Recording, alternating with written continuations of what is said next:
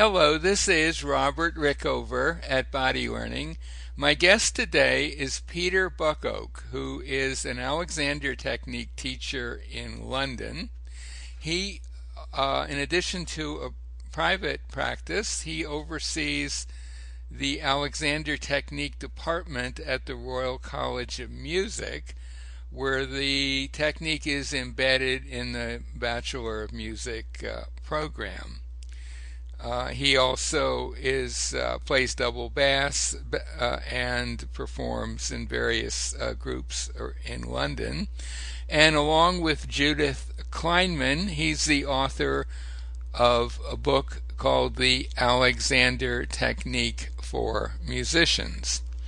And we're going to talk today about his work with students at the Royal College of Music in particular, and more generally about why the Alexander Technique is so helpful for musicians. Peter, welcome to the show.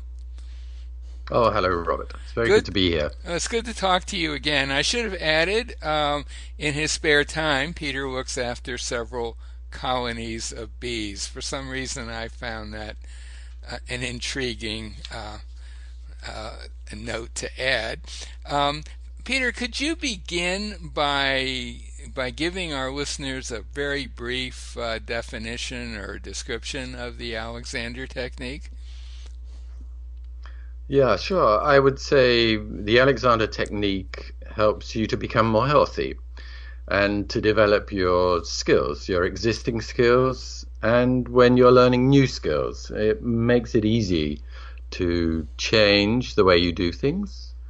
And so it's a way of understanding, developing the skills you're interested in.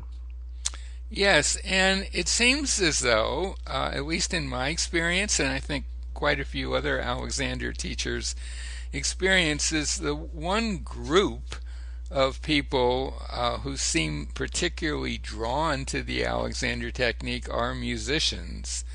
And I think I have some idea why that might be, but I'd like to hear your take on it. Really, what is so special about musicians or the Alexander Technique that that connection is made so frequently? Yeah, well, I can understand this from personal experience because I decided I wanted to be a musician. And then I got into trouble when I started practicing a lot because I'd gone to music college. And it was looking pretty grim for me because I was getting into more and more pain. And then someone, after I tried various different things, like going to the doctors, taking painkillers, getting very fit,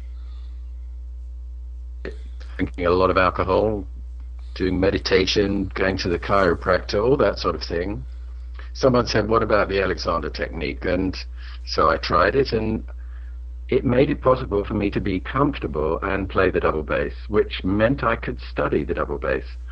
So one thing it does for you, it can help you understand how you're using your body in such a way that you get into pain. So musicians need to be comfortable so that they can actually do the hours of practice that are necessary. So Alexander can certainly help with that. But then when you think about what a musician has to do, you have to have absolutely brilliant mind-body coordination, because the subtlety of movements you have to make as a musician to be able to not just play the notes, but play them in a way that people will want to pay money to come and hear, that sort of coordination has to be exquisitely good. And certainly Alexander helps with coordination. Then another thing that musicians have to deal with is the pressure that they're put under by being on the concert platform or behind microphones.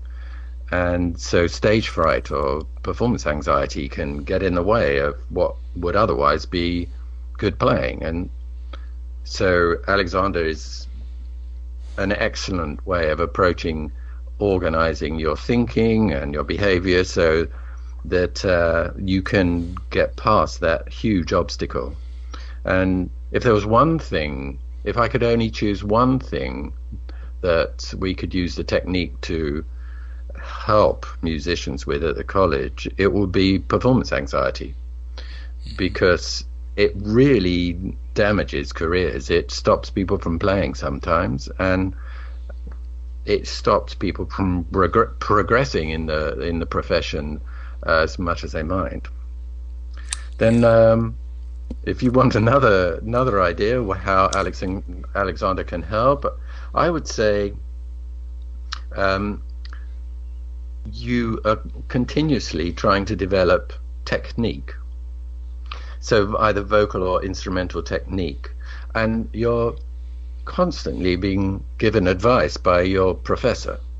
Now, the professor, more likely than not, is not an Alexander teacher, and it could be that they tell you the results you should get. They might demonstrate to you. They might ask you to play and get a certain result, and they might not be in a position to tell you exactly how to do it, or they might not be able to tell you in a way that you understand. And that's where Alexander becomes a wonderful adjunct to your normal lessons, so your instrumental or vocal lessons, because when the Alexander teacher starts helping you with your technique, the way they talk and the fact they put hands on and help you experience something that might be more efficient, it often throws light on the advice you've been given by the professor, which then falls into place and makes total sense, and you can achieve maybe by the next lesson, or certainly within the next week or two. Right. I think there's a misunderstanding about what one should expect from a really good music teacher. They can, as you said, they can tell you what they want. They have a really good ear for what you're doing. They can give you good feedback about that, but they are not themselves experts in helping people improve their coordination. That's a separate field. You might be lucky and you might find a teacher who is also trained as an Alexander teacher, but that's going to be pretty unusual. So if there's a coordination issue or a quality of how you use your body to play the instrument issue, it's very likely that an Alexander teacher is the person to go to help you with that, even if that person doesn't know anything about music. Absolutely. And so I can say from personal experience again that I had some of my most useful double bass insights when I was having Alexander lessons from people who weren't musicians. Yeah. It tends to be musician Alexander teachers that are employed by conservatories because we can talk the talk. So there's no reason why a non shouldn't give lessons to a musician. If they're a good Alexander teacher, they'll be very helpful. But when it comes to making musical connections, when you're talking about the connection between the result you're getting, the musical result, and the way you're using your body, the musician can put it into words that make you sound more credible. And that means that when the students are just starting to have their first Alexander lessons, then saying the words that help them make a connection to the subtlety of result that they're looking for just reassures the student that this person might have something to teach me. Right, and that takes me to the second basic question I have for you, which is, why do you think that it's particularly important for the Alexander technique be introduced in school for students? Why early on, and why not just later in their careers? Well, you need to practice for thousands of hours to become an expert. Hmm. And if you become enthusiastic about being a musician, you might put a lot of hours in the practice room. And the sooner you become aware of balance, freedom, and good use, the better, because you're less likely to be developing bad habits that you'll later have to unravel. It's very interesting in Britain to see the students who are coming from music specialist schools where they all have Alexander teachers, they all have Alexander lessons. And then the students who come maybe from abroad, they have no experience of Alexander, and they're in a tough situation because they've developed habits when they're playing that can be damaging, that can be slowing them down. But interestingly, those students can be very talented, but maybe experiencing pain or just not developing as fast as everybody would like them to. So rather than let the bad habits develop and then sort them out later, the sooner your understanding about use in the way that Alexander teaches do, the better. And Alexander himself, apparently, he said that the reason he taught adults was so it was more likely that his ideas would be taught to young people, to school children. And in fact, he opened a school. So he opened a school in his suite of rooms in London, in Victoria. So he actually opened a school, and that school had some extraordinary results. So there's been interesting reports and books written on the work that he did with young people. So Alexander was obviously interested in getting his technique into the education system, and he thought earlier the better. And from what I've seen, he was right. Right, and you are involved. Are you involved in any way in this Educare school in London? I'm not, but Judith, my wife, is. So Oh, Judith Kleinman, been mm-hmm, working with Sue Mary, mm-hmm, Sue Mary, who's actually started the Alexander program years and years ago at Educare, mm-hmm. and they run some great courses working with Alexander teachers who want to gain from their experience of working with teenagers. And in fact, Sue Mary works even younger than teenage, so she's working with very young ones. Yes, And and interestingly, they're running courses and they've written books. So there's Sue Mary's written a book of how to work with young people in the sort of up to 11-year-olds, and then Judith has written another one for secondary education, which is teenagers. mm-hmm. So there's a lot of research and development in that area. Right.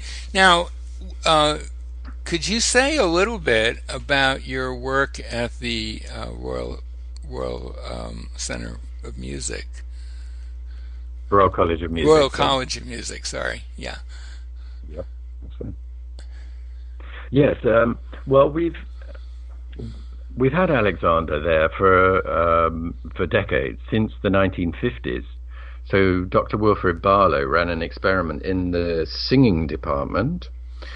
He and his wife went in and gave Alexander lessons intensively, I think 2 or 3 times a week for a term. And then the singing professors were asked to say if they'd noticed the difference.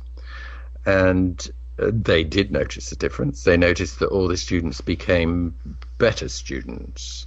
And what they meant by that was the ones who had always been very anxious to please their teachers found they could actually be themselves with impunity. So they could actually develop more character.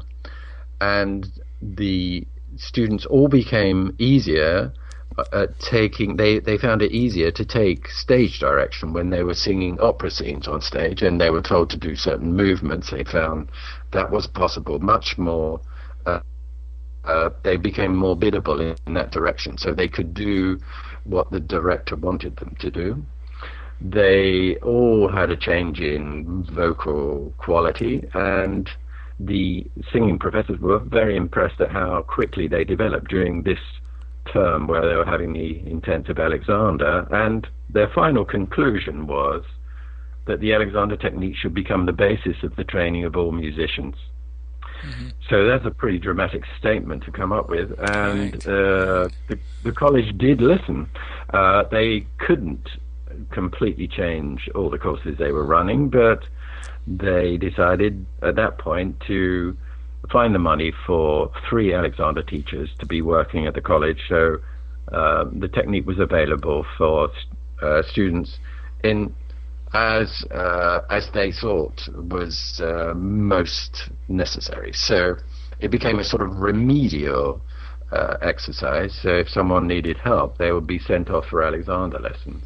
Mm-hmm. But more recently, I was invited to go to the Royal College of Music in 1989 to teach the double bass, and this was just after I'd finished my Alexander training. And I decided to run a little campaign to try and get the Alexander technique embedded into the degree, the undergraduate degree. So I went and spoke to all the faculty meetings, and interestingly, all the professors were saying, well, I've had Alexander lessons and they were really useful, and so if we got the money, yes, let's go for it. And so I went all around the faculties, and the wind professors said that it was a really good idea, and that if there was any money, the wind players should be targeted because it was obviously so useful for them. Mm-hmm. And so I thought that was very interesting that they thought that wind players were the most useful direction to spend the money. Uh-huh. But then I got the same response from the string department. The string professors actually said the same thing, the keyboard department the same. And fortunately for me, the same member of staff was chairing all the different faculty meetings. So after we'd had 6 faculty meetings, he called me in and said, I'm very impressed. Everybody seems to think that Alexander is worth including at college. So, but to cut a long story short, that's when they decided to start an introductory course for all students doing an undergraduate degree. Mm-hmm. So we're talking 1991, that's when it started. The undergraduate degree included an element of Alexander.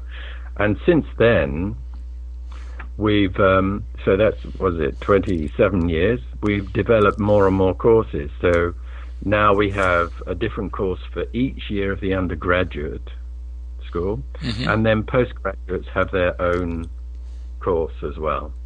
So at the Royal College of Music, it's available to everybody, and they can choose it as a fairly large element of their degree. So it can be 30% of their music degree. You know, when I hear that description of yours, I gotta say I'm a bit envious, because the situation in America, with a few exceptions, is really quite different. Probably partly because the Alexander technique is generally not as well known here as it is in England, and I wonder, in terms of sort of from a practical point of view, in terms of what students are expected to do in a music college, it seems to me that what I see here a lot is the way what students are told is they need to practice a lot as part of their training, many hours a day. And from what I can see of the results of that, is it is quite counterproductive if a student has some poor habits of self-use.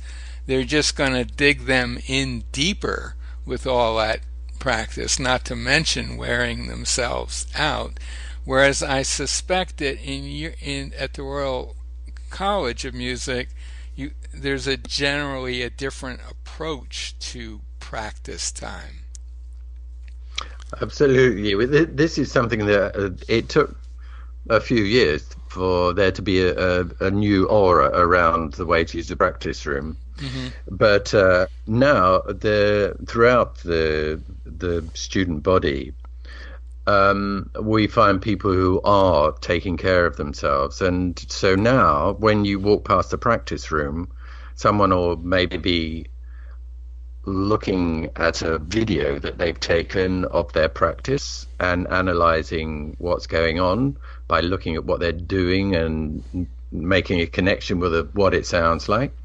They might be actually playing their instrument, or they might be lying on the floor in semi-supine position, head on a book, the legs folded up, and rebooting their system. So they've taken advice and it's spread, and the students talk to each other about the advice the Alexander department is giving them. Mm-hmm. And so you get students who break their practice into playing chunks and semi-supine chunks and analysis of recordings as well. Yeah. So they're not just playing their instrument all the time, but they're looking at the way they're doing it, they're listening to the results, and then making a decision about how they're going to carry on. And we've encouraged this. At first we were just suggesting it, but then we made it one of the assignments.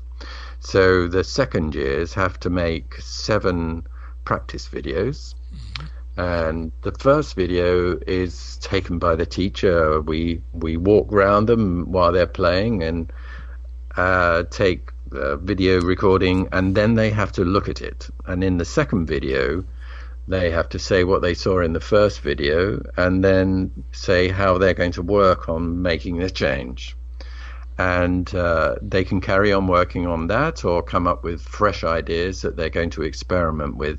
And they have to show us that they're using the phone in their pocket as a video camera and making an analysis by using the ideas that they've learned in the Alexander lessons. And this is going on now as it's fairly normal, and yeah. That's really good news. When they write self-observational diaries, sometimes we get comments like, I was playing with a string quartet, we were playing a concert the other day, and before the concert and during the interval, we all lay down together on the floor in semi-supine and talked through how we were going to approach the concert, and that makes me feel very positive. I can well imagine.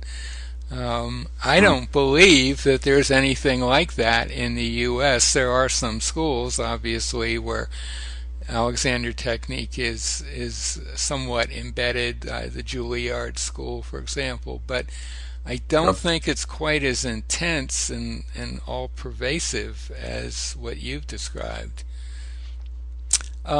It's ahead. Just a matter of time. We've just got to get the teachers talking about it, and then the students, once the students find this really does work, then they talk to each other. We've got to the point now where there have been a lot of musicians who've gone through the Royal College of Music have decided to add to their skill by becoming Alexander teachers. Mm-hmm. And there are, I believe there are 5 at the moment training in one Alexander school. The one that Judith Kleiman, my wife, is she's assistant head of training there. Mm-hmm. So we got a very nice link between the training school and the college. Oh, that's wonderful. The students at the college go in and visit during the more advanced courses, and the final term students at the training school come in and assist the Alexander teachers at the Royal College of Music. So there's a symbiotic relationship which is working very well for us. Wow, that's wonderful. Peter, is there anything else you want to add before we come to an end? Oh, yes. I'd rather like to tell you about another one of the assignments that we give the students. The postgraduate students, I think, are doing the most interesting assignment, which is making a film. What we require is they read treatises about how to play their instrument or how to sing if they're a singer, and they choose a treatise, and they look at the information on how to do it in the treatise and see if it stacks up with Alexander's ideas.